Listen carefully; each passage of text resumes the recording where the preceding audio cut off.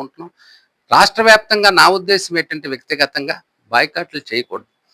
బాయ్కాట్లు చేయడం వల్ల ఏమవుతుంది? సపోజ్ ఒక పోలీస్ ఆఫీసర్ ఒక న్యాయవాదిని ఏదో హెరాస్మెంటో లేకపోతే దండించడమో లేకపోతే ఏదో రకమైన ఇబ్బంది మాటలు మాట్లాడడంలో పరుషజాలాలు ఉపయోగించి న్యాయవాది తాలూకా కీర్తిని లేకపోతే న్యాయవాది తాలూకా ఒక గొప్పతనాన్ని కించపరచొచ్చు.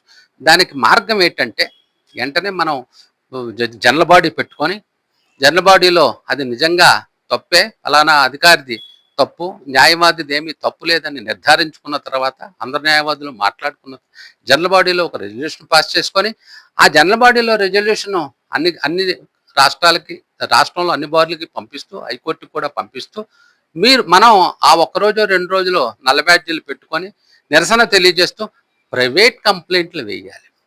ప్రైవేట్ కంప్లైంట్ కోర్టులో మనం ఉన్నాం. మనమే కోర్టులో న్యాయవాదులం అంటే లా ఆఫీసర్స్, కోర్టుకి లా ఆఫీసర్స్. మరి లా ఆఫీసర్